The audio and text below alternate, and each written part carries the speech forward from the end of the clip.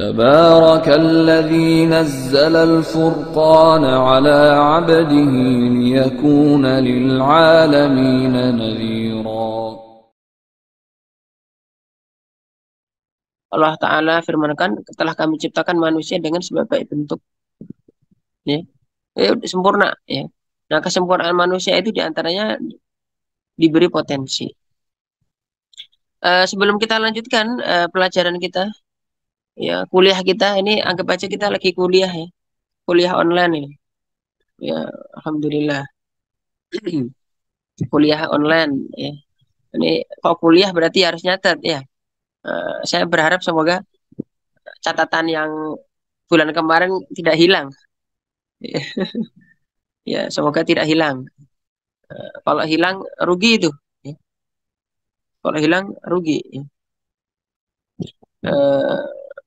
Karena biasanya ini perlu ada kita daurahkan, ya. Kita daurahkan lama dan seterusnya. Atau kita ada acara-acara Zoom meeting, ya. Nah, seperti itu. Bahkan yang hadir, sebagaimana saya pernah ceritakan, yang hadir bukan hanya orang-orang biasa, bahkan dokter-dokter, ya, orang-orang, ya, berpendidikan dan seterusnya, ya.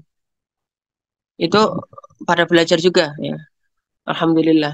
Dan banyak yang tanya juga kepada saya waktu itu. Alhamdulillah, ya. Eh, untuk sore ini insya Allah saya tidak buru-buru seperti eh, apa bulan lalu, ya. Bulan lalu buru-buru karena harus ke Bogor. Ini tidak begitu buru-buru, jadi insya Allah, ya, nanti kita lebih sedikit leluasa. Tapi saya diberi waktu sampai jam berapa Ustaz tadi? Sampai jam 5? Iya. Insya Allah bisa dikirim jam 5:15 bisa. Oke. Dan tanya jawab boleh. Nanti tanya jawab 15 menit boleh. Baik, barakallahu.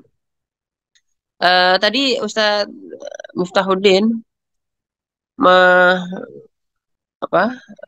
meminta saya untuk sedikit menyinggung masalah ngaji online.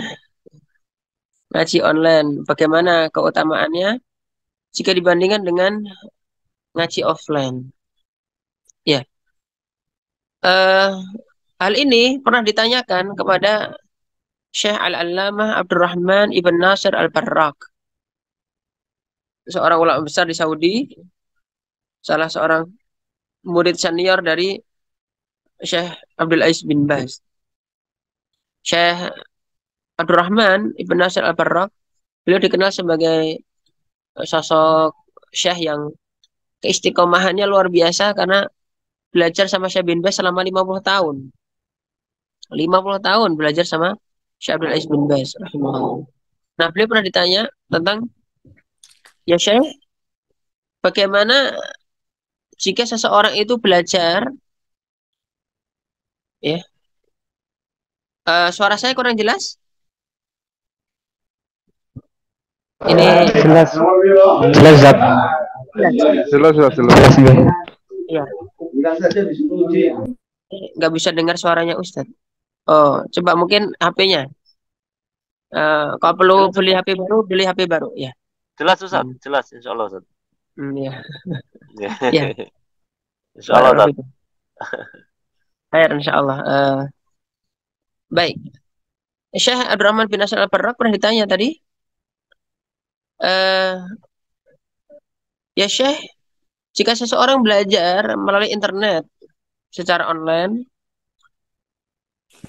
halil malaikatu yahduruna ma'ahu, apakah malaikat juga hadir bersamanya saat dia belajar online tadi? Ya. Maka Syekh Abdurrahman bin Nasir Al-Barrak menjawab, karena luasnya rahmat Allah, maka penuntut ilmu tersebut dibersamai oleh malaikat. Dibersamai oleh malaikat, kata Syekh Abdurrahman bin Nasir Al-Barrak. Jadi sekarang ini saat kita ngaji online seperti ini, meskipun saat kita berjauhan, saya juga di ruangan sendirian, ya. Ya, kemudian mungkin bapak-bapak, ibu-ibu juga di ruangan sendirian, mungkin kita tidak sedang bersama-sama secara jasad, ya, akan tetapi saat Bapak Ibu semuanya mendengar suara saya, itu sudah termasuk menuntut ilmu dan kita dibersamai oleh malaikat. Maka itu para ulama kita juga biasa memberikan satu tanbih, ya, satu catatan bahwa ngaji online pun juga harus dijaga adab-adab majelis, ya. Seperti berpakaian rapi, ya. Alhamdulillah saya lihat bapak-bapak juga pakai baju koko, pada pakai peci, ya. Alhamdulillah. Ya. Kemudian pakaiannya rapi-rapi, Masya Allah. Barakallahu fikum. Terus dalam kondisi apa? Berwudu, ya, dalam kondisi berwudu. Ya karena kita dibersamai oleh malaikat, ya. Kita dibersamai oleh malaikat. Baik. Jadi seperti itu jawabannya. Apakah Allah menurunkan rahmatnya? Allah juga menurunkan rahmatnya. Ya. Apakah Allah menurunkan maghfirahnya? Allah menurunkan maghfirahnya. Apakah kita didoakan oleh penduduk langit dan bumi hingga ikan-ikan dan semut-semut? Kita juga didoakan. Ya. Barakallahu fikum. Nanti Syekh Dr. Hamid Al-Bukhari, ya, Hamid Ibn Akram Ibn Hasan Al-Bukhari, beliau menjelaskan bahwa kenapa binatang-binatang itu mendoakan orang-orang yang nuntut ilmu. Ya, kenapa? Ya. Ada dua pendapat ulama. Yang pertama, karena itu memang tugas mereka. Ya.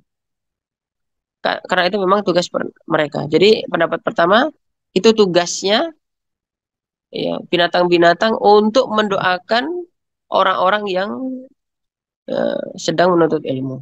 Juga mengajarkan ilmu dalam riwayat yang lain. Innallaha wa malaikatahu 'alas samawati wal ardina hatta namlata fi juhriha wa hatta al-huta yusalluna 'ala muallimin nasal khair. Yang mengajarkan ilmu juga, ya. Jadi bukan sekedar penuntut ilmu aja, penuntut ilmunya masa didoain, masa yang ngajar nggak didoain. Yang ngajar lebih capek kan? Iya, capek ngomong. Iya, barakallahu fikum. Wah, ini santri nggak nyiapin saya minum lagi nih. Baik, barakallahu fikum. Iya. Khair insyaallah. Didoakan malaikat. Yang pertama tadi apa? Pendapat ya memang itu tugas mereka.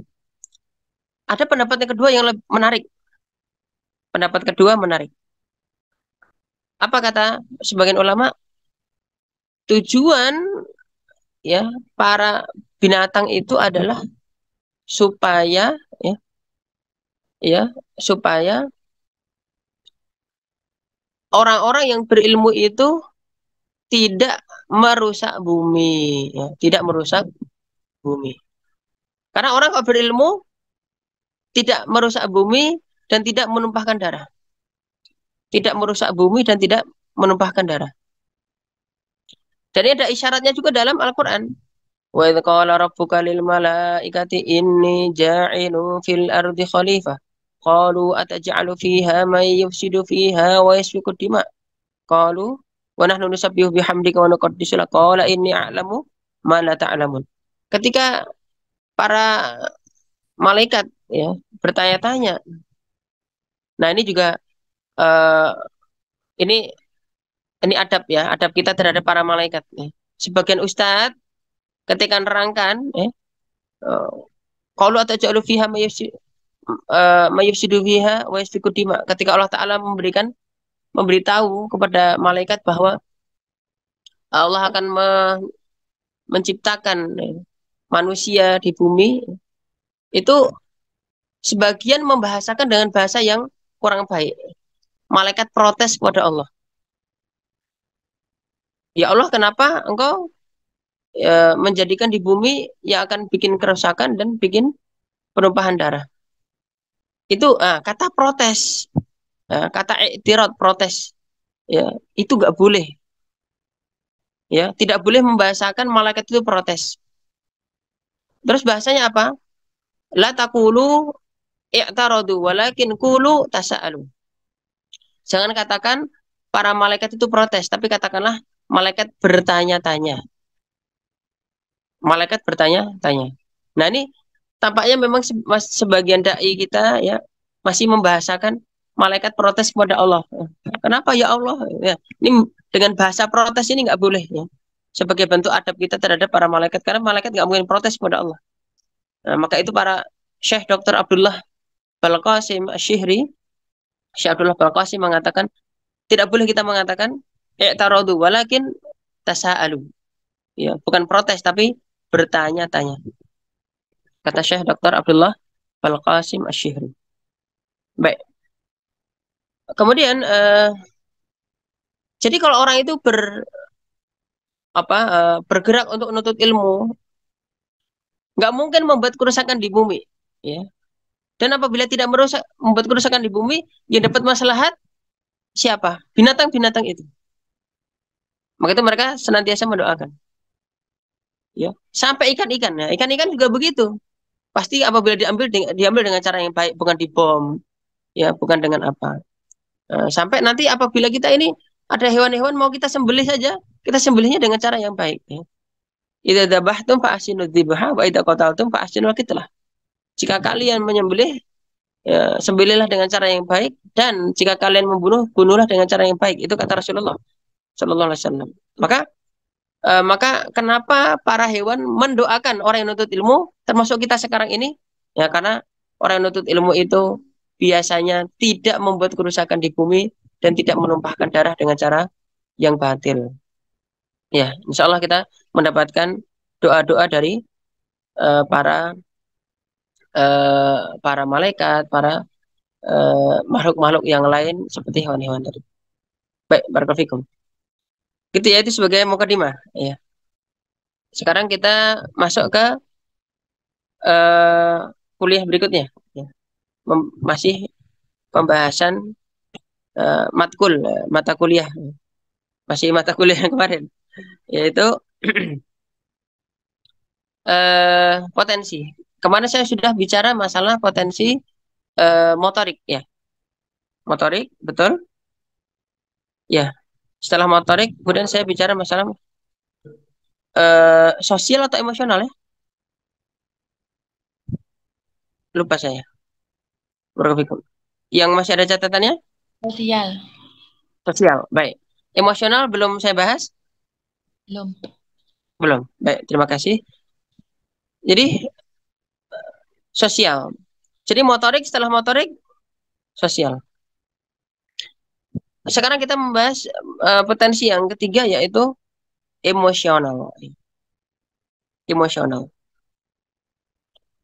Ketika saya menyimak para pakar dalam masalah pendidikan dan psikologi, inti daripada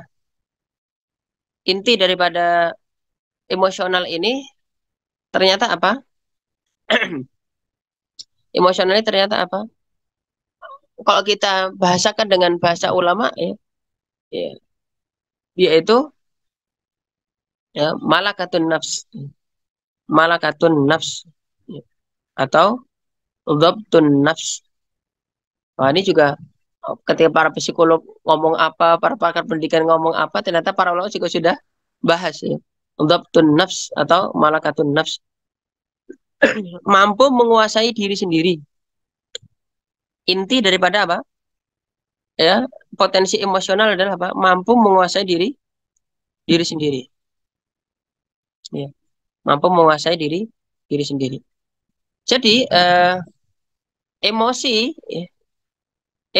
itu jangan diartikan emosi itu adalah seseorang yang dia sedang memiliki amarah, ya. Memiliki amarah. Jadi kalau dia marah-marah berarti dia sukanya apa?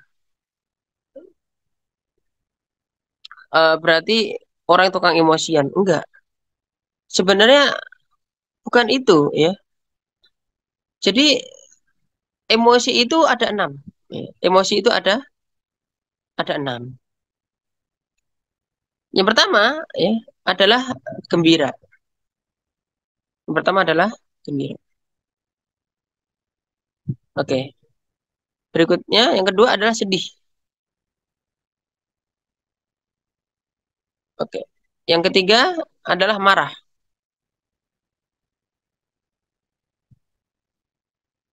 Oke. Yang keempat takut.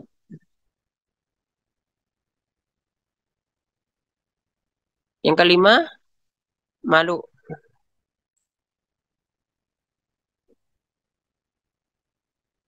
Ya. Berikutnya adalah ya sering para psikolog nyebutnya ya masuk nangis ya. Maaf, cici ya. Cici. Baik, barakallahu fikum. Jadi nangis nanti masuk ke dalam sedih. Maaf, cici ya. Cici itu juga termasuk emosi. Nah, sekarang muncul satu pertanyaan. Apakah ada ya emosi itu yang buruk? Apakah ada emosi yang buruk? Nah, itu pertanyaan. Apakah ada emosi yang baik? Apakah ada emosi yang buruk? Nah, bagaimana jawabannya? Maka jawabannya adalah tidak ada emosi yang baik dan buruk.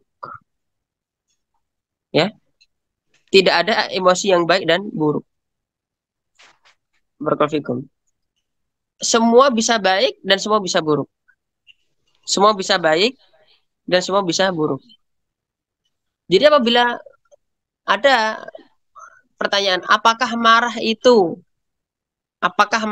baik? Apakah marah itu buruk? Mungkin kebanyakan orang akan menjawab marah itu buruk. Enggak. Marah apabila pada tempatnya, ya pasti itu baik. Barakallahu fikum.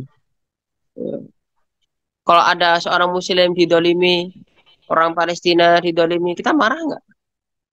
Marah, ya. Bahkan Imam Syafi'i sendiri mengatakan manis tughdiba walam yaghdab fahuwa himar. Manis tughdiba walam yaghdab fahuwa himar. Siapa yang dia dibuat marah tapi tidak marah maka dia himar. Keldai dia. Ya. Seperti itu. Apakah gembira itu baik? Baik. Tapi buruk juga enggak? Buruk. Gembira saat orang lain susah. Ya. Gembira saat orang lain terjatuh. Gembira saat orang lain itu berbuat salah. Nah, ini keliru. Ya. Malu, apakah malu itu baik atau buruk? Malu itu baik pada tempatnya. Ya. Malu berbuat buruk, malu untuk berbuat salah dan seterusnya. Barakallahu fikum. Kemudian untuk emosi ini kita menjadikan anak-anak kita itu harus menempatkan emosi dengan tempat dan kondisi serta waktu yang benar. Apakah jijik itu baik? Ya baik. Apabila anak kita ajari jijik untuk sesuatu yang memang menjijikkan, ya, jangan mainan ya, tai kucing misalnya. Itu termasuk kita mengajari jijik yang benar. Ya, barakallahu fikum. Jadi seperti itu. Kita ngajari marah yang benar. Kita mengajari malu yang benar, kita mengajari sedih yang benar. Apakah sedih itu baik? Mungkin banyak yang mengatakan sedih itu tidak baik. Sedih itu baik. Apabila orang tua yang meninggal, sedih enggak? Ya harus sedih. Kalau enggak sedih, gila eta ya. Ya Rabbikum. Gila itu. Nah, jadi harus ada sedihnya juga ya. Enggak boleh manusia enggak sedih. Ya, barakallahu fikum. Takut, apakah takut itu baik? Baik ya. Apabila sesuai ya. Takut nyebrang apabila tidak hati-hati ya. Kalau ada ular ya harus takut ya. Takut bermain pisau dan seterusnya harus ada takut ya. Nah, kita ketika didik anak kita coba lihat apakah 6 emosi yang ada yang sudah kita terangkan tadi apakah sudah benar atau belum? Ya. Jika anak marahnya belum benar, harus kita didik marahnya yang benar. Ya, marah yang benar. Anak kalau sampai teriak di rumah, teriak-teriak, Abi, Abi, atau ke dedeknya, Dedek, misalkan begitu. Mungkin kita dengar anak kita teriak begitu saat saat marah teriak begitu, ya kita harus ngomong apa? Pak atau Dedek pelan-pelan aja. Ya. Kalau manggil orang, datangi dulu, deketi dulu, ngomong baik-baik, ya. Jadi jangan, kita harus arahkan begitu. Kita arahkan begitu. Barakallahu fikum. Kalau ya sedihnya belum tepat ya, dibully temannya, ya, ataupun dikatain apa sedih gitu. Ya kita harus bangun. Kakak kenapa sedih? Kakak kenapa murung? Dedek kenapa gitu? Wah aku tadi dikatain apa? Misalkan dikatain dasar bego, misalkan gitu. Kita harus tumbuhkan ya. Kita tumbuhkan. Enggak, anak Abi mah, anak Umi mah pinter, anak Abi mah hebat. Jadi terus kita tumbuhkan ya. Takutnya sudah bagus ya. Apakah takutnya sudah bagus? Jadi kalau anak nggak ada takutnya sama sekali ya nggak baik juga ya. Nyebrang jalan sendirian nggak ada takutnya gitu ya. Ya kemudian apa namanya naik pohon.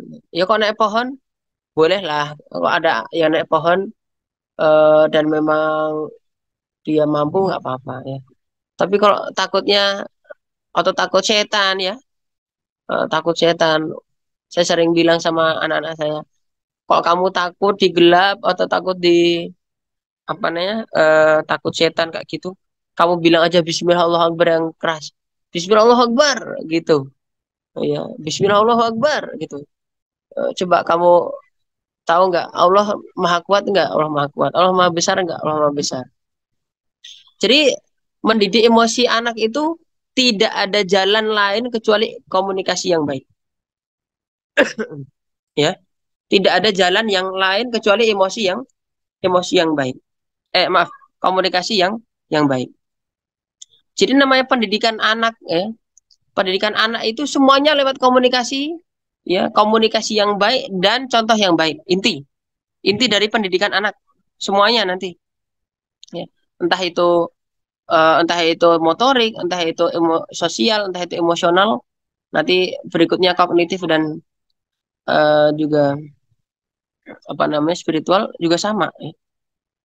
Ya bunayya la tusyrik billah. Wahai anakku, janganlah kau sekutukan Allah. Misalkan gitu. Komunikasi Luqman kepada anaknya. Barakallahu fikum. Nabi Muhammad ngajari ya gulam samillaha wa kul biyaminika wa kul mimma yalika. Wahai nak, ya, samillah, ucapkanlah bismillah kalau mau makan tuh. Wa kul biyaminika, makanlah dengan tangan kanan kamu, wa kul mimma yalika, makan dari yang dekat. Nah, itu apa namanya? Termasuk pendidikan yang luar biasa ya. Termasuk pendidikan sopan santun yang luar biasa dari Rasulullah SAW kepada anak. Gitu. Nak, kamu begini, nak, kamu begitu. Rasulullah ngajari seperti itu. Intinya adalah apa? Inti pendidikan itu adalah komunikasi dan ya, komunikasi dan kedua, keteladanan. Maka itu Bapak Ibu itu banyakin ngomong, banyakin ngasih contoh, wis. Ya. Nanti kalau ditambahkan sebagian psikolog menambahkan apa? Repetition. Yaitu pengulangan. Ya, pengulangan. Komunikasi, keteladanan, pengulangan ya. Pengulangan ya. Itu ditambahkan oleh sebagian psikolog. Jadi pokoknya kalau ngajarin anak itu diulang-ulang aja terus. Ya. Kadang anak dikasih tahu sekali, oke, ada yang langsung bisa. Ada yang dikasih tahu tuh ya ke 120 kali yang 120 itu baru ngeh, baru paham ya. Ya memang seperti itu ya. Ya sama lah dengan kayak kita ini, kita nggak usah ke anak kita lah. Kita dulu gimana sih? Kalau dikasih tahu itu sekali dua kali kadang nggak ngeh, ya kan? Ya kan? Berulang-ulang. Maka itu terus aja ya. Disitulah kita butuh kesabaran ya. Kita butuh butuh kesabaran. Iya, barakallahu fikum. Ternyata ya saya mendengar video Profesor Dr. Hamid Fahmi Yarkashi. Beliau mengatakan bahwa ternyata di Australia itu anak-anak lebih banyak diajari untuk bagaimana sabar mengantri daripada belajar matematika. Ya. Saya kira Bapak Ibu atau para asatid sudah ada yang mendengar ceramah itu atau penjelasan itu dari Dr. Hamid Fahmi Yarkashi. Kenapa begitu? Ya itu pendidikan apa itu? Potensi apa? Sosial sama emosional. Orang kalau nggak sabar, ya nggak mau ngantri, gitu. Jadi pendidikan emosional yang ada di Indonesia ini masih kurang baik, ya, masih kurang baik. Makanya kita lihat juga pemimpin-pemimpin negeri ini, ya, DPR, MPR dan seterusnya itu kekanak-kanakan. Mungkin mereka dulu ketika pas masa kecilnya masih kurang baik bermain. Maka itu ada pemikir Barat ya mengatakan jangan kamu rampas waktu bermain anak-anakmu supaya kamu tidak melihat ya, orang dewasa yang masih kekanak-kanakan. Ya. Nah, ini menarik ini. Jangan kau rampas waktu bermain anak-anakmu supaya kau tidak lihat orang-orang dewasa yang masih kekanak-kanakan. Nah, jadi kalau anak itu ini perlu dipahami bahwa namanya anak itu bekerja sama seperti orang dewasa bekerja. Cuman kerjanya main. Nah, itu. Kalau udah main serius. Nah, kita ini kok kerja kan serius. Anak-anak itu kok main serius. Ya. Maka kita harus menghargai keseriusan anak ketika bermain itu.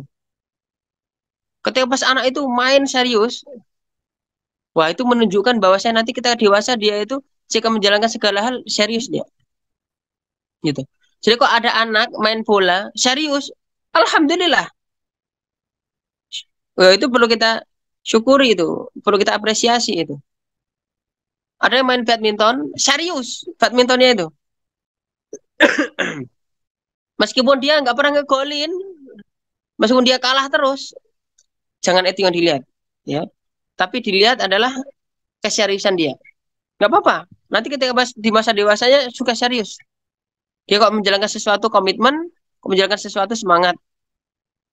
Jadi kalau ada anak yang main sesuatu, kalau ya mainnya nggak serius, ya misalkan dia main Lego atau dia main apa, ya sekalian diseriusin gitu, jadiin sekalian gitu. Jadi jangan hanya ya main-main terus setelah itu berserakan lagi, main berserakan lagi, misalkan gitu ya, dan seterusnya.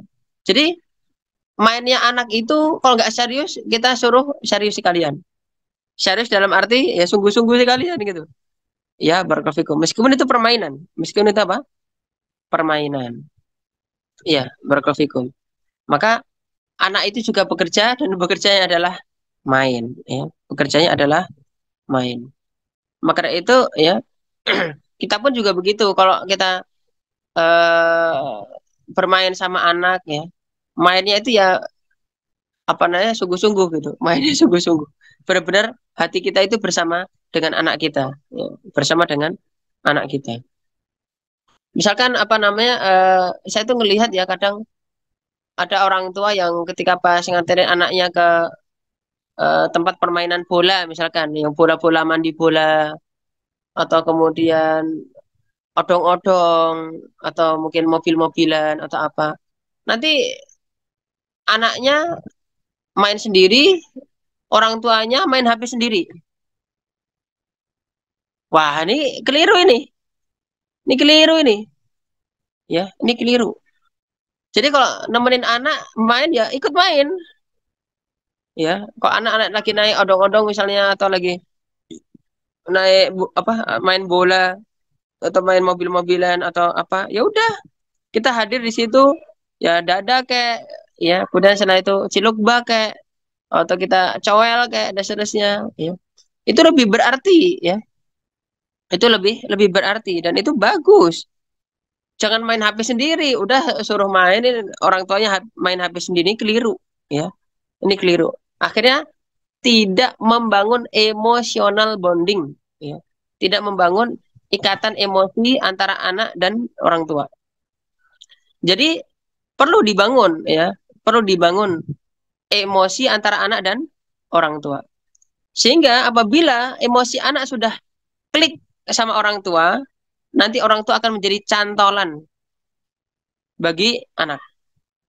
Saya ulangi sekali lagi, jika emosi anak sudah klik dengan orang tua, maka orang tua akan menjadi cantolan bagi anaknya. Loh, apa manfaatnya cantolan? Dia akan kembali kepada kita jika dia memiliki masalah. Dia akan kembali kepada kita jika dia menghadapi segala sesuatu.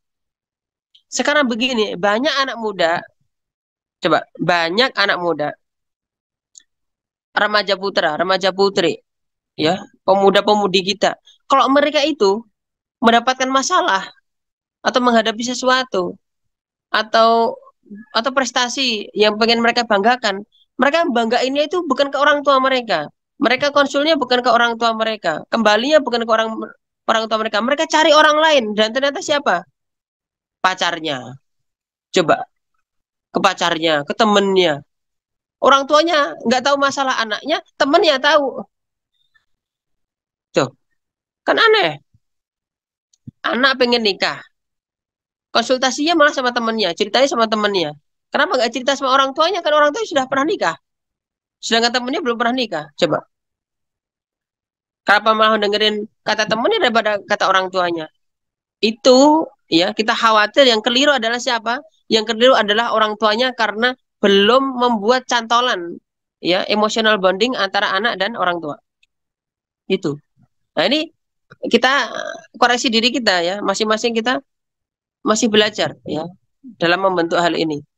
Jadi jangan sampai seorang anak, ya, kalau dia itu disuruh sama orang tuanya susah.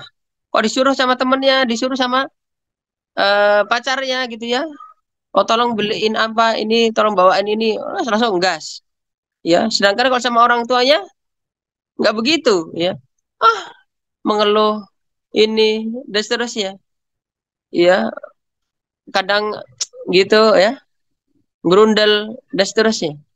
Padahal, ya, kalau Syekh Dr. Hamid Akram Bukhari beliau menjelaskan bahwa idharuka atadajjur lama amaraka waliduk fahada minal uquq mahma fa'alta amrahu. Ya, kurang lebih begitu. Kamu ketika menampakkan gerundel saat kamu diperintahkan orang tua kamu, ya, meskipun kamu melakukan perintahnya, gerundelnya kamu sudah cukup dikatakan sebagai kedurhakaan. Subhanallah.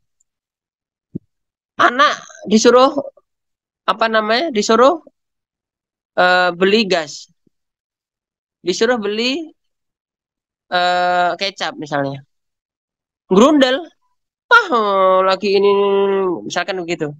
Meskipun beli kecap itu sudah durhaka, bayangin, itu sudah durhaka. Cuman gerundel doang, itu sudah sudah durhaka. Apalagi udah mah gerundel, terus habis itu dia juga nggak ngerjain perintah orang tua. Gerundel doang. Itu nggak mau ngerjain. Subhanallah bihamdi. Ini durhakanya 2 kali. Gerundel sekaligus tidak mengerjakan perintah. Nah, ini sering terjadi di kalangan masyarakat kita gitu. Di kalangan masyarakat kita. Tapi kalau temennya, atau ke pacarnya misalkan gitu, apa namanya merintah sesuatu, itu pasti langsung ngerjain. Ini khawatir ini, ya. Kenapa? Emotional bondingnya masih belum terjalin dengan baik ya antara anak dan orang tua. Maka itu apa namanya orang tua ya memberikan ini, memberikan itu, ngasih uang saku, beliin baju, apa namanya ngasih makan, ya, bayar SPP dan seterusnya. Itu bagus sekali, masya Allah. Itu bagus, bagus sekali. Itu termasuk berarti saya pernah menyampaikan ya asah, asih, asuh, ya. Berarti termasuk asuh. Tapi asihnya ternyata belum dapat. Ternyata asihnya belum dapat. Nah, baik barakallahu fikum. Eh untuk mengajari anak itu supaya bisa adaptun nafs yang baik ya, memiliki kemampuan untuk me, apa namanya eh, menguasai diri sendiri ya, itu biasanya membutuhkan empat empat hal ya, membutuhkan empat hal. Kita ajarin anak untuk empat hal ya, yang biasa disebut 3B1P ya. 3B1P. Ini pernah saya sampaikan juga di Pesantren Al Furqon. Jadi 3B1P baik, benar, berguna, pantas ya. 3B1P baik, benar, berguna, pantas. Ya, pantas. Jadi anak itu suka kita ajak diskusi, kita ajak komunikasi, lalu kita ajarin. Nah, kalau kamu pengen melakukan sesuatu, pengen ngerjain sesuatu, bahkan kamu pengen marah misalnya, atau kamu pengen teriak tadi, ya, kamu pengen rebutan sama adik kamu, atau rebutan sama kakak kamu, dan seterusnya, coba kamu pikir dulu 3B1P. Baik, itu baik nggak sih kamu rebutan sama adik kamu? Oh nggak baik. Kamu teriak-teriak baik nggak sih? Oh nggak baik. Benar nggak kayak gitu? Nggak benar juga. Berguna nggak? Nggak berguna juga. Pantas nggak? Nggak pantas juga.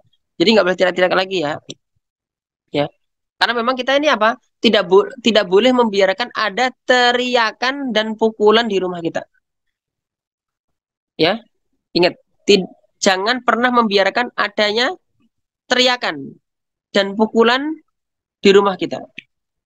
Kalau sudah ada teriakan dan pukulan di rumah, aduh, kita khawatir itu.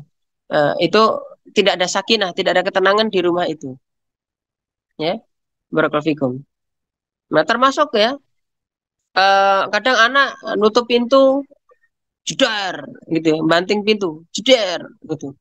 Atau nutup jendela langsung, jeduk, begitu. Atau apa ditendang, ya. Kadang memang ada orang yang tidak suka nendang manusia, gitu. Yang suka ditendang apa namanya, barang-barang, gitu. Apa namanya, almari ditendang, misalnya gitu. Nanti apa tembok ditendang, meja ditendang, apa ditendang, gitu. Atau apa dilempar, apa-apa dilempar, ya, barakallahu fikum. Jadi seperti itu. Nah ini baru ini siang ini tadi ada anak saya umur 2 tahun, umur 2 tahun 6 bulan, berarti 2,5 tahun. 2,5 tahun ya, Dede Isa namanya. Dek, mana kunci monyet tadi? Kunci monyet Mas ya, bukan kunci monyet ya. Itu ada gantungan kunci dan ada boneka monyetnya kecil gitu. Dek, kunci monyetnya mana gitu. Oh, diambilin dulu sama Dede. Ketika karena dia masih serius main, ya, pengen terburu-buru begitu, akhirnya dilempar itu. Apa deket tapi kata mas deket agak dilempar ya. Kuncinya agak dilempar gitu. Ini B. Saya bilang, Dek, kalau ngasih yang baik. Kalau ngasih yang baik. Nggak boleh lempar. Gitu. Ngasihnya yang baik. Akhirnya, apa namanya, kunci itu sudah saya ambil, sudah saya pegang. Dipegang, diambil lagi. Sama Dedek, dipegang lagi. Terus ya, ini B baik. Gitu. Ini B baik. Tapi sambil gini, ini B baik gitu. Subhanallah. Baru sih yang ini tadi. Ini sebagai contoh ya. Sebagai contoh penerapan apa? Penerapan pendidikan emosional atau melatih emosional anak ya. Melatih emosional anak. Namanya anak ya, ya begitu kadang kurang kurang sadar, kurang menyadari itu tidak baik. Misalkan begitu. Jadi jadi setiap anak yang melempar apapun ya, melempar apapun ditegur dengan baik. Ya, yang baik bagaimana? Gitu. Yang baik bagaimana? Gitu. Meskipun dia buru-buru dan seterusnya. Ya, meskipun dia buru-buru dan seterusnya. Nutup pintu yang baik gimana? Begitu. Nutup pintu yang baik gimana?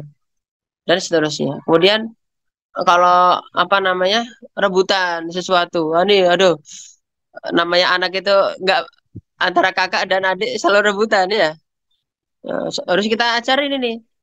Ayo yang baik yang ngalah atau yang menang gitu. Yang ngalah atau yang menang gitu. Tapi nanti begini ya, kalau ada haknya ini masing-masing udah punya punya ya punya hak. Misalkan adik udah kita kasih apa, kakak udah kita kasih apa. Nah terus ternyata si kakak masih pengen punyanya adik atau adik masih pengen punya kakak. Itu apabila kakak direbut terus nggak ngasih atau didik direbut nggak ngasih, jangan salahkan ya, jangan salahkan, jangan gini, seringkali udahlah kak ngalah aja untuk didiknya sendiri, jangan. Meskipun kakak tetap dia harus mempertahankan haknya, ya harus mempertahankan apa haknya. Karena kalau tidak mempertahankan haknya nanti lama kelamaan si kakak nanti akhirnya ah orang tua aku lebih sayang sama adik aku daripada aku gitu. Nah seringkali begitu nanti akhirnya menjadi satu apa ya satu gambaran tersendiri ya bahwa nanti gambar dirinya nggak baik ya. Nanti yang disebut dengan self esteem. Self esteem itu adalah gambar diri yang nggak baik. Gambar diri apa? Aku adalah anak yang tidak disayang sama orang tuaku. Jadi nyuruh kakak ngalah terus itu nggak baik. Ya. Apabila memang adik udah dikasih hak, udah dikasih haknya, kakak udah dikasih haknya, maksudnya udah ada bagian-bagiannya, itu kakak mempertahankan miliknya itu hukumnya boleh. Bukan hukumnya boleh ya, apa? Itu baik dan mempertahankan nggak apa-apa. Yang harus kita ingatkan adalah si adik. Dek udah punya, tidak boleh ngerebut punya kakak.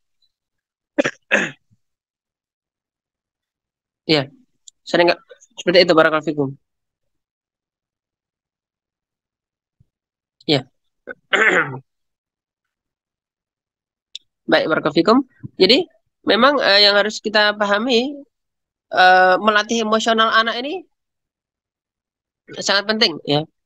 Sangat penting supaya anak kita ya jadi orang nggak emosian. Salah satu ya yang apa namanya yang perlu juga kita bahas juga di sini adalah tergesa-gesa ya, tergesa-gesa. Meskipun ini tidak apa namanya dari sisi psikologi 6 emosional dasar, tapi kalau boleh kita tambahkan ya itu ketergesaan ya. Ketergesaan, tergesa-gesa itu nggak baik. Karena kalau dalam satu hadis ya riwayat Baihaqi, Al-Bazzar dan seterusnya, Rasulullah sabdakan al-ajalatu minasyaiton, maaf, ata'anni minallah wal ajalatu minasyaiton. Apa namanya? Ta'anni, hati-hati, pelan-pelan itu adalah Ata'anni, hati-hati pelan-pelan, minallah itu adalah dari Allah. Ata'anni, ya, minallah. Wal ajalatu, nah, sedangkan terburu-buru, tergesa-gesa, minasyaiton, dari setan. Dari setan. Subhanallah. Kita tahu fikihnya, kalau misalnya kata Rasulullah, jika kalian berjalan ke masjid lalu kalian mendengar iqamat, maka tetaplah tenang, jangan terburu-buru. Iya enggak? Ada hadisnya kan? Kita semua udah tahu fikihnya saya kira. Coba. Bahkan itu untuk supaya kita nggak masbuk aja, supaya kita nggak masbuk, kita nggak boleh buru-buru loh. Saking buru-buru itu nggak boleh. Saking buru-buru itu nggak baik. Coba. Barakallahu fikum. Jadi apa namanya, buru-buru ini termasuk satu emosional yang perlu kita didik juga dari anak-anak kita ya. Segala sesuatu dipikir dulu. Segala sesuatu dipikir dulu. Bahkan apakah Allah juga ngajari kita untuk tidak terburu-buru? Iya. Ya, ya ladina amanu in ja'akum fasikum binaba'in fatabayyanu an tusibu qauman bijahalatin fatusbihu ala ma fa'altum nadimin. Surat Al-Hujurat 6. Wahai orang beriman, ya, jika orang fasik datang kepada kalian dengan satu kabar, ya, fatabayyanu, maka tabayun dulu, ya, dapat info, wow, Ustadz Hadi gini, dijelek-jelekin, ya saya harus tabayun dulu. Misalkan ini cuma misal ya Ustadz tadi, ya, apa, tabayun dulu, ya, emang benar, ya, ya, barakallahu jangan buru-buru langsung, oh emang Ustadz Hadi, ini nggak baik ini, barakallahu. Fatabayun antusibu qauman bijahalah, supaya kalian itu tidak ya berbuat salah kepada satu kaum karena atas dasar kebodohan. Fatusbihu ala ma fa'altum nadimin, sehingga kalian akan menyesali apa yang kalian perbuat. Coba. Barakallahu. Subhanallah bihamdi. Nah, ini coba. Jadi, kalau kita ini jadi kalau kita ini terburu-buru, kita tidak sesuai dengan perintah Allah dan Rasulnya. Perintah Allah dan Rasulnya. Allah dan Rasulnya selalu ngajari kita ini tidak terburu-buru. Ya, tidak terburu-buru, tidak apa namanya, tergesa-gesa dalam segala hal. Ya. Baik itu amarah, baik itu memutuskan sesuatu, baik itu apa namanya, mau mengucapkan apapun, melakukan apapun ya. Nanti ada pemikir di Arab Saudi, siapa namanya? Saya terlupakan ya. Itu mengajari kita supaya tidak terburu-buru itu ya dipikirkan dulu 5 hal. Ya. Dipikirkan dulu 5 hal sebelum kita ini apa? Sebelum kita ini bertindak, ya, berucap dan seterusnya.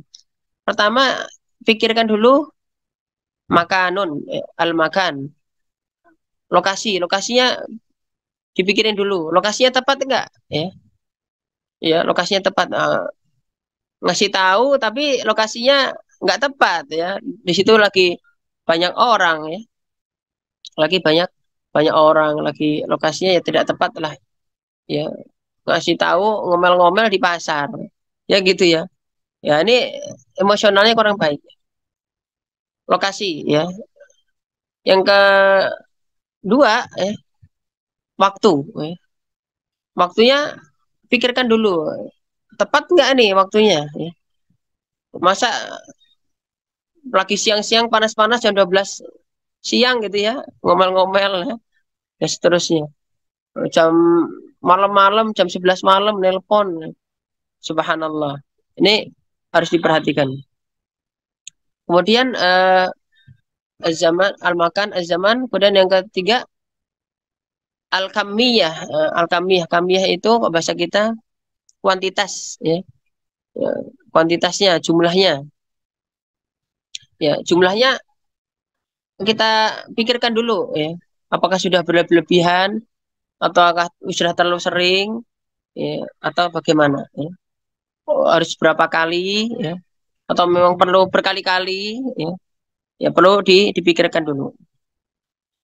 Kemudian berikutnya adalah al-kaifiyah, ya, tata cara, ya. Caranya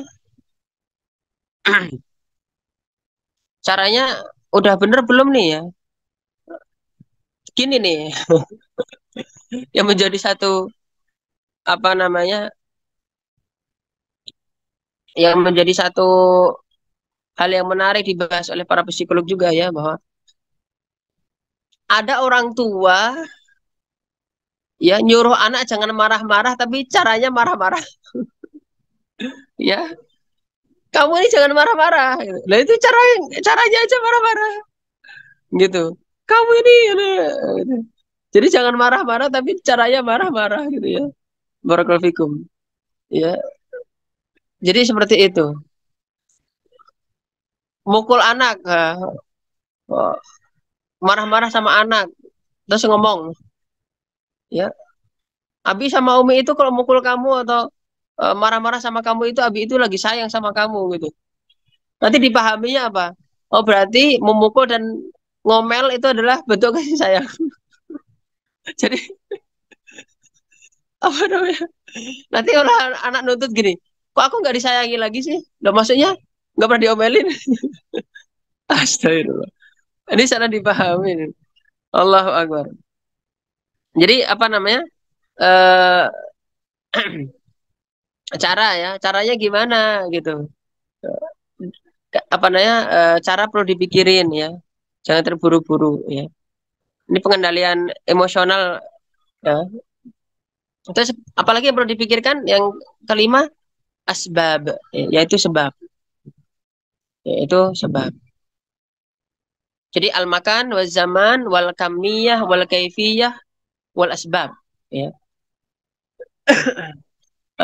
Lokasi, waktu, kuantitas, tata cara dan sebab ya. Sebabnya apa gitu.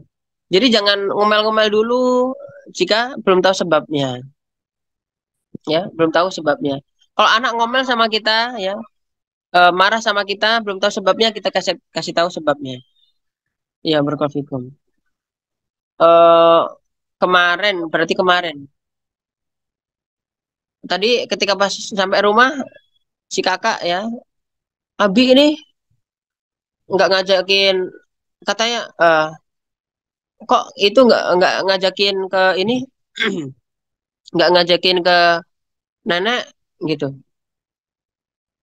gitu. Apa namanya terus? Ya saya bilang, Kak,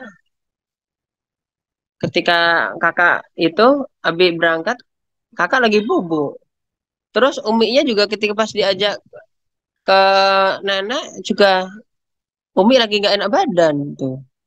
Ya kita kasih tahu sebab ya, berkonfikum. Jadi ketika pas kita ngasih tahu sebab ya juga jangan dalam kondisi marah ya. Marah-marah ngasih tahu, "Oh, kamu nggak tahu apa umi lagi sakit." Jangan gitu. Ngomong aja yang baik gitu. Ngomong aja yang baik. Kak atau Dek, kan umi lagi nggak enak badan gitu. Jadi seterusnya. Subhanallah, psikolog anak ya namanya Bunda Ali Risman ya. Ini di YouTube kayaknya banyak, di YouTube banyak ya, di medsos banyak. Coba nanti bapak-bapak, ibu-ibu ya, saya sangat merekomendasikan ya untuk didengar Bunda Ali Risman ya. Ali Risman ya. Nah, Bunda Ali Risman itu memberikan satu apa ya? Ya, satu pengingat lah untuk kita ya. Sebenarnya mendidik anak itu ya, yang perlu diperbaiki adalah ya nun jauh di sana ya. Nun jauh di sana. Tapi nunjuknya sini. Sebenarnya kalau kita didik anak itu sebenarnya yang perlu diperbaiki itu ini dulu, hati kita dulu gitu. Tapi hati kita itu kayak jauh gitu loh. Hati kita tuh kayak jauh gitu. Sekarang begini ya. Kenapa sih kita ini harus membentak? Kenapa sih kita ini harus marah? Kenapa sih kita harus berkata kasar? Kenapa sih kita harus mengangkat suara? Sebenarnya, ya, apabila ada orang itu sampai mengangkat suara karena hatinya jauh. Saya ulangi sekali lagi. Jika ada orang yang sampai mengangkat suara, maka sebenarnya hatinya sedang jauh. Karena hati kok sedang dekat, ya, hati sedang dekat. Itu jangankan pakai apa? Jangankan pakai apa ucapan. Hanya kedipan aja udah cukup. Dengan senyuman udah cukup. Nggak usah bicara. Gitu. Nggak usah bicara. Gitu. Coba itu. Kalau apa namanya? Dulu ibu-ibu ya atau bapak-bapak ketika pas nikah mau nikah ketemu sama jodohnya, ketemu sama pasang apa calon istrinya, nggak ngomong cuma senyum aja udah grek. Itu karena hati sedang dekat. Hati sedang dekat itu. Ya kalau hati dekat itu udah senyum udah jadi. Kedipan mata udah jadi. Mengangguk jadi. Kalau marah itu hati sedang jauh. Ya. Kok kita ini suka marah-marah sama istri, istri marah-marah sama suami, orang tua marah ke anak, anak marah sama orang tua. Mau dibuat berapa jauh lagi? Hatinya mau dibuat berapa jauh lagi? Subhanallah. Jadi jangan, ya jangan. Barakallahu. Ya. Jadi kalau nanti kalau udah habis marah, nggak boleh tidak minta maaf. Ya. Orang tua juga gitu. Ya. Maafin Abi ya kak, maafin Abi ya dek, gitu. Sama istri juga sama. Maafin Abi ya, maafin Mas ya, maafin AA ya, gitu. Orang istri juga sama, gitu. Istri juga sama, maafin ya. Apa sih susahnya minta maaf kan gitu? Minta maaf kan tidak menurunkan apa? Tidak menurunkan wibawa. Justru itu menunjukkan bahwasanya kita ini memiliki jiwa yang besar, ya. Dan itu ringan sebenarnya, ya. Dan berapa banyak, ya, hal-hal yang kecil menunjukkan jiwa yang besar, ya.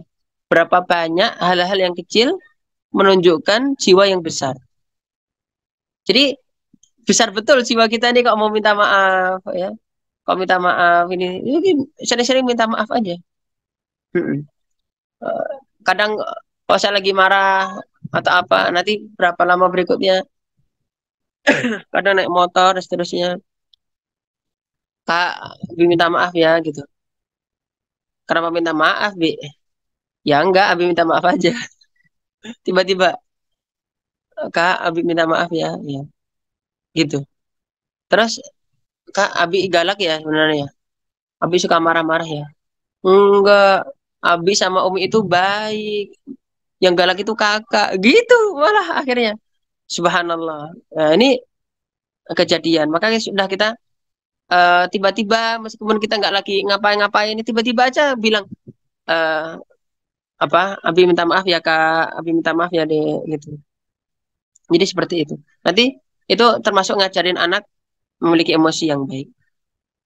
Barakallahu. Wih, ternyata udah jam 5 ya. Waduh, ini baru emosional nih. Barakallahu. Berarti kita lanjutin bulan depan. Semoga manfaat ya. Barakallahu. Kita perluas dengan tanya jawab ya. Barakallahu. Ini ada yang bertanya. Saya langsung baca ya Ustadz Hadi ya. Barakallahu. Dia tidak apa-apa. Afan Ustadz, melatih emosional anak yang sudah remaja, SMP atau SMA bagaimana Ustadz? Anggap anaknya mudah marah jika berhadapan dengan saudaranya, terutama adiknya. Masya Allah. Ini kok di pesantren saya suka, saya kok di pesantren ini ya biasa nyadarkan anak-anak kayak gini, ya. Suka nyadarkan anak-anak kayak gini.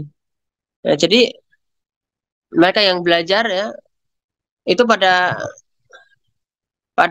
gini, orang tua itu berapa banyak orang tua yang terima kasih sama saya ya. Bahkan ada yang bilang, Ustadz dulu anak saya itu emosional banget, emosian banget. Tapi setelah belajar adab di sini, belajar sama Ustadz, Masya Allah, sekarang jadi lembut. Saya sampai nangis Ustadz, gitu. Dan itu bukan satu bapak ya, satu wali santri yang ngomong kayak gitu, ya. Jadi seperti itu. Ap- apa namanya? Kadang apa namanya? Bukan berarti orang tua tidak mengingatkan ya. Tapi mungkin cara mengingatkannya kurang baik ya. Atau kadang orang tua itu tidak kelihatan berwibawa di hadapan anak. Jadi ketika masih ngomong ya kayak apaan gitu. Meskipun ya tidak terucap dari lisan ya. Anak tidak mengucapkan apaan bapak gitu. Jadi apaan abi apaan ome gitu. Terkadang kita sebagai orang tua yang kurang begitu wibawa ya. Kurang begitu wibawa di hadapan anak sehingga kita mengingatkan sesuatu ya supaya tidak amarah, supaya tidak apa, itu akhirnya ya kayak mental gitu. Sekarang ya, jadi gini, saya mau cerita sedikit. Ada seorang psikolog ya, yang dia itu ketika pas mendapati anaknya umur 20 tahun tapi kayak seperti ya semangat ya, target mengejar sesuatu atau mengejar cita-citanya atau apa itu kan nggak ada gitu. Jadi selalu ya apa namanya mudah patah arang dan seterusnya. Akhirnya si psikolog mengkoreksi diri. Kenapa ya anakku jadi begini? Ya, secara dasar psikologi gimana? Oh, dulu ketika masa kecil aku suka nyalah-nyalahin anakku. Jadi dikit-dikit disalahin. Dikit-dikit nggak boleh. Ya, barakallahu. Jadi harus kita pahami ya. Kalau seorang orang tua itu kalau ngelarang anak itu harus diberitahu ini nggak boleh, yang boleh ini nggak boleh, yang boleh itu begini ya, yang begini itu nggak baik, yang baik begini, seperti itu. Nah itu perlu kita ajarin ya, mukhotobatul okul itu perlu ya, mengajak bicara akal anak, mengajak komunikasi akalnya anak ya. Jadi kita ini kadang cuma memerintahkan dan melarang tanpa mengajak berpikir, itu yang keliru ya, barakallahu, tanpa memberikan opsi ya, tanpa memberikan alasan, tanpa memberikan apa namanya penjelasan ya. Maka itu ketika Luqman Al-Hakim ketika melarang anaknya untuk berbuat syirik, ngasih penjelasan, ya bunayya la tusyrik billah inna syirka la dulmun adzim ya. Wahai anak, jangan kamu syirik karena syirik itu kedoliman yang besar. Jadi di sini apa namanya Luqman ngajarin kita gitu. Luqman ngajarin apa? Ngajarin anak berpikir. Ngajarin anak apa? Berpikir. Jadi begitu, barakallahu fikum. Jadi ya, saya khawatir ya, mungkin saja ya, mungkin saja bapak ya atau ibu ya di rumah mungkin suka marah-marah sama anak ya. Akhirnya anak ketika pas marah sama adiknya, yaitu cerminan dari bapak atau ibu. Cerminan dari bapak atau ibu ketika pas marah ya kepada anak gitu. Cerminan itu. Kita khawatir itu adalah cerminan. Maka ini pertama coba bapak atau ibu istighfar dulu, istighfar, astagfirullah ya. Istighfar, astagfirullah ya, jangan-jangan aku yang salah. Maka tadi kata Bunda Alirisman, Sebenarnya non jauh di sana, tapi ini nih hati kita nih yang jauh, ya. Hati kita yang jauh. Jika ibu udah istighfar, astagfirullah, ya. Coba nanti pada waktu-waktu tertentu meskipun tidak ada masalah apapun, ibu bilang atau bapak bilang, ya kak, maafin Abi, ya. Jika selama ini pernah marah sama kakak, ya, barakallahu. Jadi itu apa namanya? Ya namanya sama anak sendiri nggak apa-apa ngobrol seperti itu. Minta maaf sama anak, ya. Bukan siapa-siapa kita. Itu bukan orang lain kok, ya. Bukan siapa-siapa, anak kita sendiri, ya. Yang kita inginkan kebaikan. Gitu, barakallahu fikum. Jadi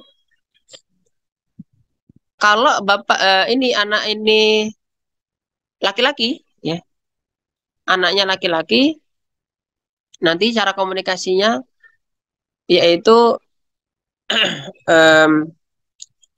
namanya apa? Tidak langsung, ya, tidak langsung. Indirect, ya, indirect. Jadi pola komunikasi itu ada direct dan indirect.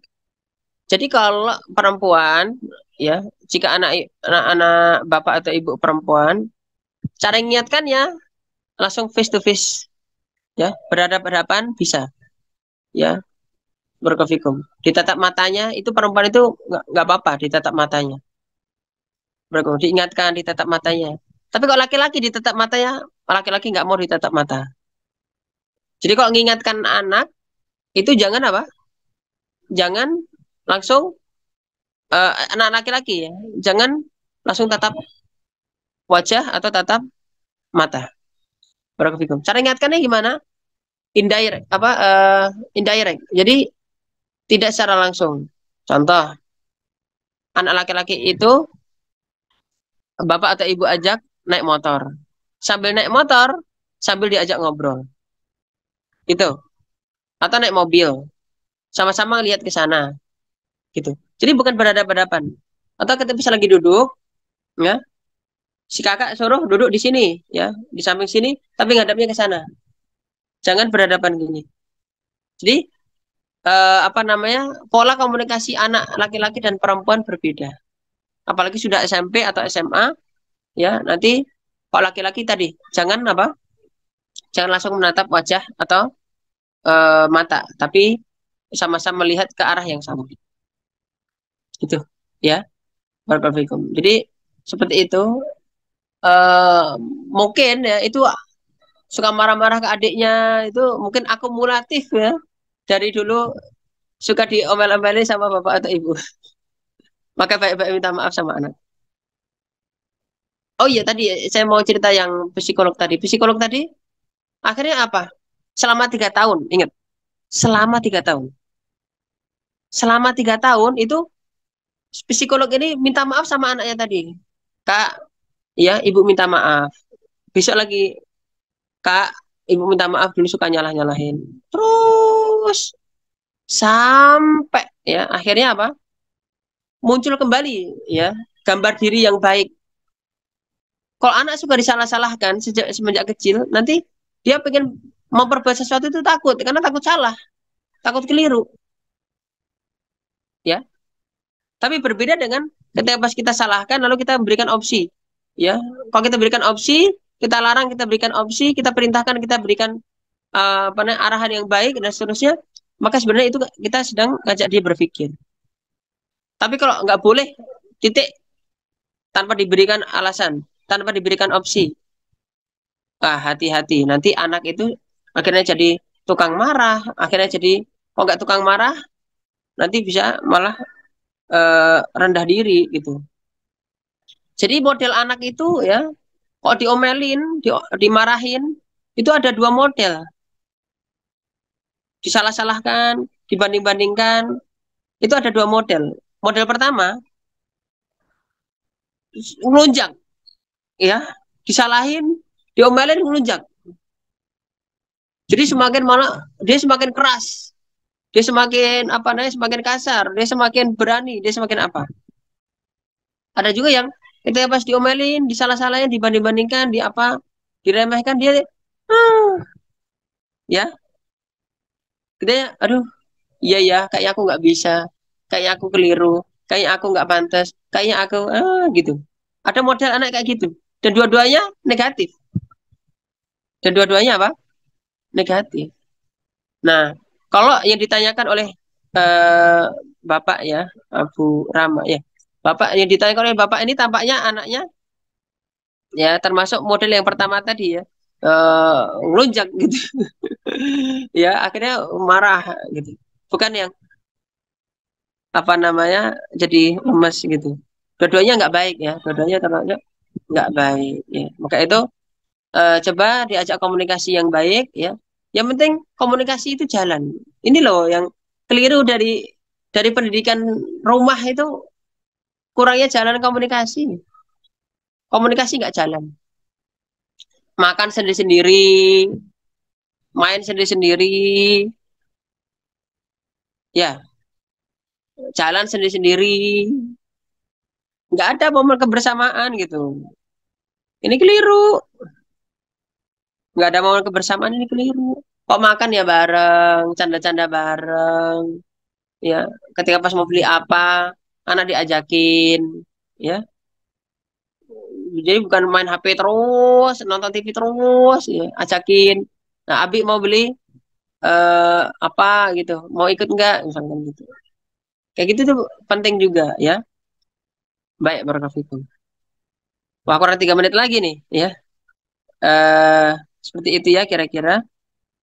Jazakumullah khairan, amin wa jazakumullah khairan.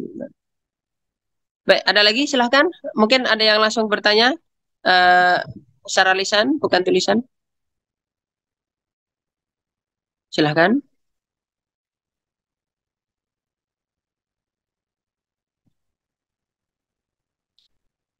Wah, nggak ada yang punya masalah ini. Baik-baik semua.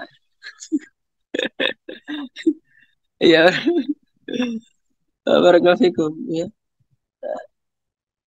Tapi insya Allah manfaat ya penjelasan saya, insya Allah ya. Barakallahu. Mm-mm. Iya. Baik, Insya Allah bermanfaat sekali, Ustaz. Mungkin sebenarnya banyak yang mau tanya, cuma kurang tahu mungkin waktu mungkin ya. Oh, gitu ya, baik, barakallahu. Enggak. Ini masih ada 2 menit lagi, saya sedikit tambahkan ya penjelasan. Oke, silakan Ustaz. Ya, baik, barakallahu. Jadi ya, komunikasi dengan anak intinya, komunikasi dengan istri komunikasi dengan suami, ya, duduk bareng, makan bareng, ya, ngobrolin sesuatu. Dan kok ngobrolin sesuatu yang bagus-bagus, kok ngobrolin sesuatu yang bagus-bagus.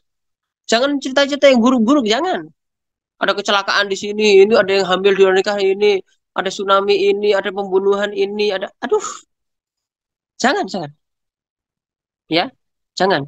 Sekali waktu bolehlah untuk jadikan pelajaran, ya. Tapi jangan kalau bicara selalu bicara yang berita-berita yang buruk-buruk. Ini keliru ini, keliru, ya. Atau ngomongin buruknya orang lagi, gibahin orang, jangan. Ya, barakallahu. Makan daging sesama muslim, naudzubillah. Oh, bicarain ngalor ngidul politik ya. Ini gimana nih Anies Baswedan gini-gini. Nggak manfaat, ya.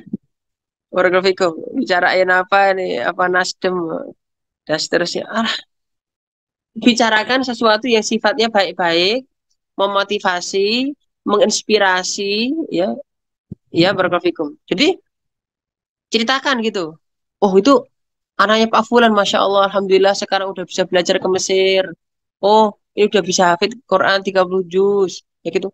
Oh itu apa namanya anaknya baik banget. Jadi kalau ini misalkan gitu, ceritain yang baik-baik gitu. Atau kita menceritakan kebaikan orang gitu juga gitu, masya Allah Ustadz Hadi orangnya masya Allah gini-gini. Jadi cerita yang baik-baik gitu, masya Allah. Atau misalkan yang inspirasi gitu. Jadi jangan kalau lagi cerita sama ya ibu-ibu lagi kalau cerita sama suaminya ceritanya gibahin orang, ya jangan. Ya. Kalau lagi cerita yang buruk-buruk, ya. Terus anaknya Fulan itu kemarin tawuran mati. Subhanallah. Oke lah, apa namanya sekali-kali gitu ya, atau mungkin tapi itu jangan diperbanyak ya. Kita ini menceritakan sesuatu yang baik-baik gitu. Sekarang gini, ya, sekarang gini. Berita yang ada di Indonesia ini kebanyakan berita ya berita kriminal. Kok nggak berita kriminal? Berita apa namanya? Musibah, ya, pembunuhan, pencurian, pemerkosaan. Wah, kok beritanya buruk-buruk terus, gitu.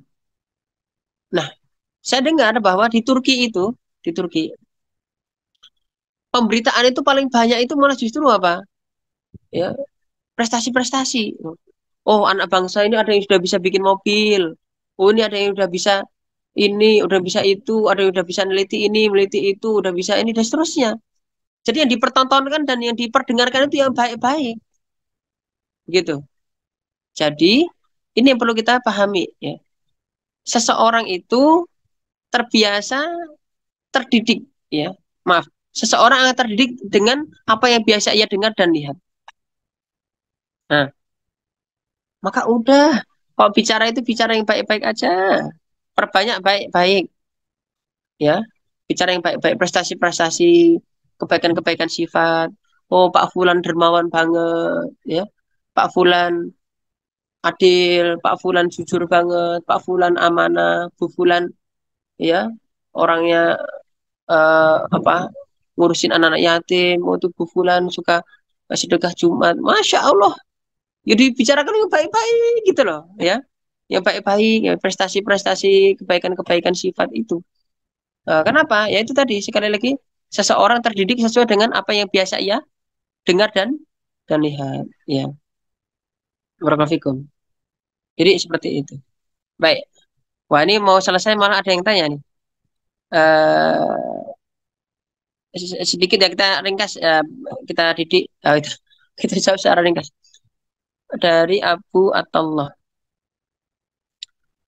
Afan Ustaz, bagaimana penerapan serius bermain bagi anak-anak usia remaja agar serius dalam menjalani pendidikan dan aktivitas di pondok sebagaimana seriusnya kalau bermain seperti saya terangkan tadi. Barakallahu fikum. Jadi ini lagi di Al-Furqan ya, tapi belajarnya nggak serius. Belajarnya nggak serius. Sebenarnya begini, ya. Kadang dia mungkin belum mendapatkan feel-nya aja, belum mendapatkan em, apa ya, belum mendapati hatinya di situ, ya. Mungkin juga dia belum mendapati satu keseriusan dalam arti senang belajar yang mana, masih baru penjajakan. Karena anak itu kadang menjajaki dulu belajar ini, belajar itu, belajar ini, belajar itu. Kadang anak juga perlu kita apa namanya ajak untuk berpikir ya, untuk memilih salah satu bidang. Nanti juga anak juga mungkin bisa konsultasikan nanti Abu Attallah, konsultasikan ke Ustadz Miftah atau ke Ustadz Hadi. Ini anaknya coba diajak berpikir ya untuk memilih salah satu bidang ya, yang dia benar-benar sukai gitu. Meskipun nanti dia kurang di bidang yang lain, udah nggak apa-apa biar. Tafidnya bagus, fikihnya nggak mudeng, biarin. Ya, atau mungkin olahraganya bagus, ya. Atau mungkin dia lebih seneng ke ilmu faraid, atau dia lebih senang ke ilmu tajwid, atau dia lebih senang ke ilmu apa. Coba perlu juga anak itu diberi satu opsi pemikiran atau opsi pilihan. Dia pengen, dia senangnya di bidang apa, lalu dia seriusi bidang itu. Tapi minatnya dulu, ya. Minatnya dulu. Jangan-jangan gini, dia minatnya di satu bidang, tapi ternyata ustadznya kurang begitu apa supel gitu ya. Akhirnya aduh patah arang gitu. Kadang ada seperti itu. Ini perlu didiskusikan juga dengan Ustadz ya. Coba nanti Ustadz tadi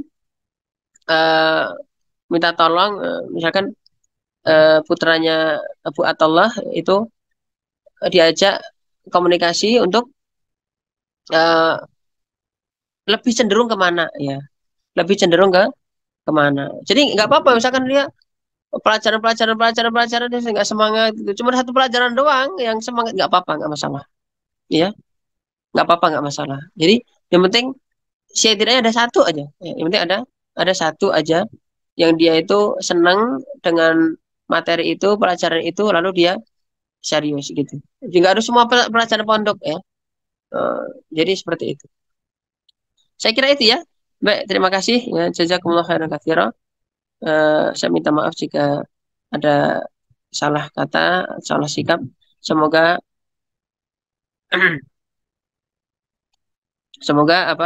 bermanfaat.